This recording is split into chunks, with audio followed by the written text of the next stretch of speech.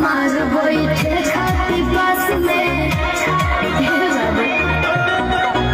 बाल सबसे झकास हम अपना क्लास में लड़का करेला समाज बैठे खाती पास में सभे करेला लड़ाई हम केने केने जाई केहू कहेला बताली केहू लुलिया